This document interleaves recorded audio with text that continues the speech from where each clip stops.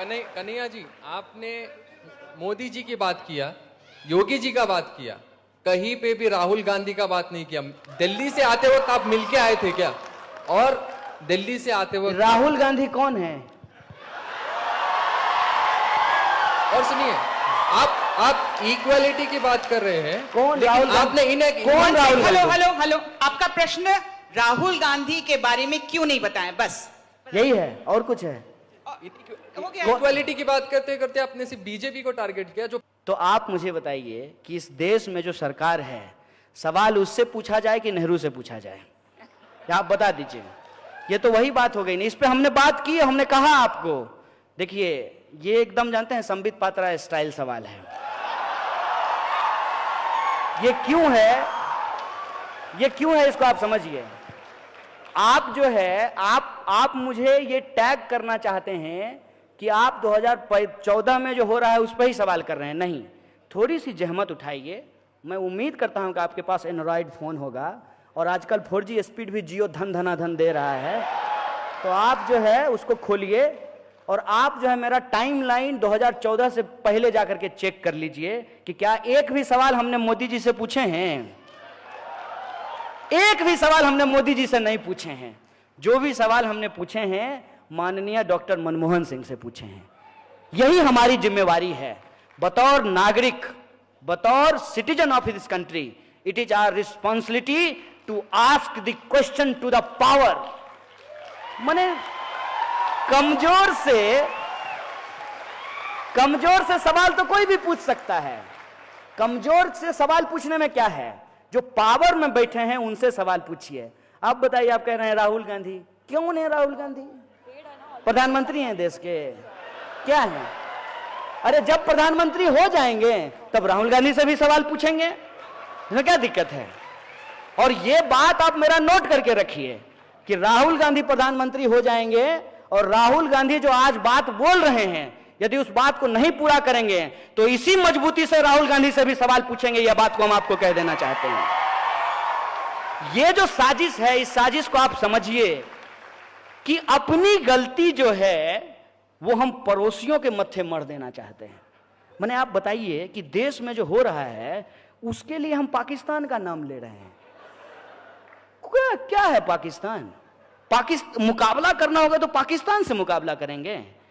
America, Britain और China से मुकाबला नहीं करेंगे कि पाकिस्तान से मुकाबला करेंगे। इसको आप समझिए। जानबूझ करके एक ऐसा कॉम्पिटिटर चुना जाता है। वीडियो गेम खेलते होंगे मोबाइल पे। वीडियो गेम में क्या होता है कि क्रिकेट खेलता है लोग तो अपने हिसाब से प्लेयर चुनना होता है, अपने हिसाब से टीम चुनना होता है, तो जो खेलता है हमेशा वही जीतता है। ये देश में वही हो रहा है। सरकार में जो बैठे हुए लोग हैं अपने हिसाब से विपक्ष चुन रहे हैं। मैं विपक्ष नहीं हूं, मैं विपक्ष की भूमिका में होना भी नहीं चाहता हूं, लेकिन विपक्ष का जो काम है वो काम यदि सरकार करे तो फिर विपक्ष क्या करेगी? विपक्ष का काम है सवाल पूछना, सरकार का काम है जवाब देना। विपक्ष जो है उसको कहता है जवाब दो और सरकार जो है वो सवाल पूछ रही है। ऐसा थोड़ी होता है। जो कांग्रेस ने किया तो कांग्रेस ने वो भुगता। कांग्रेस है, राहुल गांधी तो प्रधानमंत्री नहीं है, मनमोहन सिंह भी नहीं है। वो जो है, जो मुद्दा आपने उठाया था माननीय मोदी जी ने करप्शन का, कि ये लोग बहुत करप्ट लोग हैं, इनको सत्ता से हटाइए, हमको सत्ता में लाइए, हम जो है काला धन वापस लेकर के आएंगे। आया। और क्या कहे थे कि हम 2 करोड़ जो है रोजगार पैदा करेंगे, मिला। बोले थे महंगाई कम कर देंगे। जाते हैं ना तो हंसता हुआ नूरानी चेहरा प्रधानमंत्री का पेट्रोल पंप पे देख के लगता है कि काश जो है, काश मोदी जी का, जैसे उन्होंने प्रचार में 3D फोटो मोदी जी का घूमता था एकदम ऐसे चलते हुए 3D। हमको तो मन करता है कि पेट्रोल पंप वाले को कहें कि यार यहाँ भी 3D फोटो लगा दो प्रधानमंत्री का। कम से कम ये देख के तो महसूस हो कि असली प्रधानमंत्री हैं, देख रहे हैं।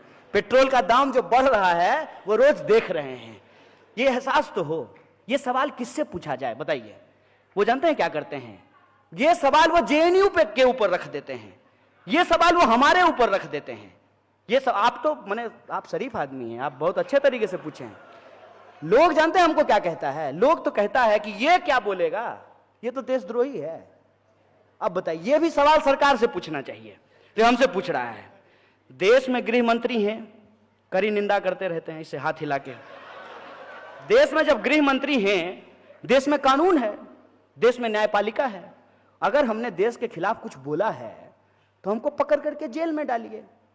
टैक्स का पैसा तो आप बर्बाद कर रहे हैं साहब, कि हमको जेल में डालने की बजाय हमको बॉडीगार्ड देकर के दुनिया घुमा रहे हैं, देश घुमा रहे हैं। ये सवाल किससे पूछना चाहिए? सरकार से ना, कि देश में अगर कहीं कुछ हो रहा है गलत, कुछ भी गलत, अगर मान लीजिए किसी ने नारेबाजी कर दी है, हम तो नहीं किए हैं, अगर किए होते तो आपको भरोसा दिला देते हैं।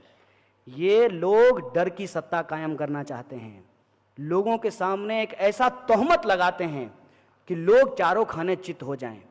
किसी भी इंसान के ऊपर एक ऐसा आरोप मर दो कि उसकी सारे के सारे सवाल की लेजिटिमेसी चला जाए। जो सवाल हैं वो सवाल पूछना ही बंद कर दे, उसको इतना डराओ, यदि ना डरे तो गोली चलाओ, गोली चलाने के बाद भी नहीं डरे तो जान ले लो, नहीं माने तो जेल में भर दो। यही हो रहा है ना देश में। और आप तब भी कहते हैं कि सवाल जो है वो मोदी जी से ना पूछ करके राहुल गांधी से पूछा जाए। सत्ता से सवाल पूछा जाता है साहब, और सत्ता से सवाल पूछना चाहिए, और सत्ता किसी की भी हो, हर किसी से सवाल पूछना चाहिए। आप तमाम नौजवानों से यह अपील करना चाहते हैं कि कोई भी सरकार जिसको आपने अपना समर्थन दिया है, वो जब चुन करके आए हैं, उसका घोषणा पत्र आपके हाथ में होना चाहिए। माने ठीक है, आजकल ऑनलाइन का जमाना है, डाउनलोड कर लीजिएगा इनके वेबसाइट से, वो पढ़िए उसको और देखिए कि इसमें से कितने सवाल हल हुए हैं। और ये तो साजिश है ना, कि 2014 में भी ऐसा होता था, 2012 में भी ऐसा होता था, 13 में भी ऐसा होता था, तो मतलब ऐसा ही होता रहे, तब तो बहुत अच्छा है ना। कि अभी बीजेपी कह रही है कि कांग्रेस के समय में भी गरीबी है, इसलिए हम गरीबी दूर नहीं करेंगे।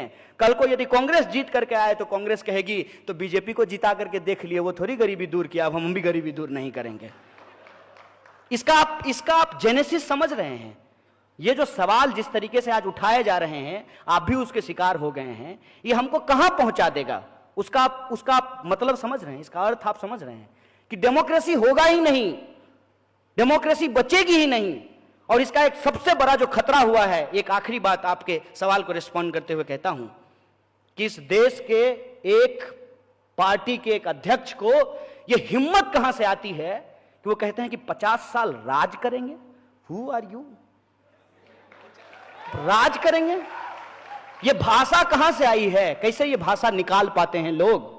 क्योंकि उनको भरोसा है कि जब भी वक्त आएगा, कांग्रेस बीजेपी करके, अपनी गलती किसी और के सर मढ़ करके, हिंदू मुसलमान करके, समाज का ध्रुवीकरण करके चुनाव जीत जाएंगे, हमको कौन हरा देगा।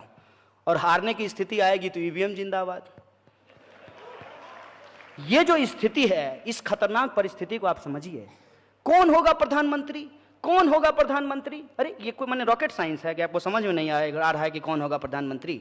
अरे जिसको जनता चुनेगी वो होगा प्रधानमंत्री, इसमें कौन सी बुराई है? लेकिन यह सवाल कैसे प्रोजेक्ट किया जा रहा है? WWF का फाइट जो है, राहुल गांधी होंगे और दूसरे तरफ जो है मोदी जी होंगे, दोनों के बीच में फाइटिंग होगा, और जो फाइटिंग जीतेगा वो देश का प्रधानमंत्री बनेगा। ऐसा है क्या? इस देश में 545 सीट पे चुनाव होना है। 545 सीट पे जब चुनाव होगा, उसमें जिसका बहुमत होगा, जिस सरकार की बहुमत होगी, जिस अलायंस का बहुमत होगा, वो लोग जाकर के अपना जो है प्रधानमंत्री चुनेंगे, वो अपना मंत्रिमंडल चुनेंगे। यही होता है ना पार्लियामेंट्री डेमोक्रेसी। ये प्रेसिडेंशियल मोड ऑफ डेमोक्रेसी है। ये अमेरिका तो नहीं है, ये हिंदुस्तान है ना। अमेरिका के चुनाव में और हिंदुस्तान के चुनाव में क्या फर्क है? अमेरिका में प्रेसिडेंशियल मोड ऑफ इलेक्शन है, जनता सीधे प्रेसिडेंट का चुनाव करती है। हम अपने यहां सीधे प्रेसिडेंट का चुनाव नहीं करते हैं, सीधे प्रधानमंत्री का चुनाव नहीं करते हैं, हम एमपी का चुनाव करते हैं। और हमारे एमपी जो हैं वो जाकर के प्रधानमंत्री का चुनाव करते हैं। इनको कौन ये पावर दे दिया है? हाथ में जो है माइक ले लिया और कैमरा ले लिया और अपने आप को दुनिया का सबसे स्मार्ट आदमी समझ रहे हैं। आप कौन होते हैं डिसाइड करने वाले? जनता डिसाइड करेगी ना। जनता जिसको मैंडेट देगी, जिस पार्टी को मैंडेट देगी, उसका प्रधानमंत्री होगा। योग इसलिए बोला गया है ताकि आपको यह कहा जाए, ठीक है यार 90 रुपये पेट्रोल खरीद रहे हैं तो क्या है, लेकिन पप्पू को वोट दे दें। इसलिए बोला गया है। यह साजिश आप समझिए।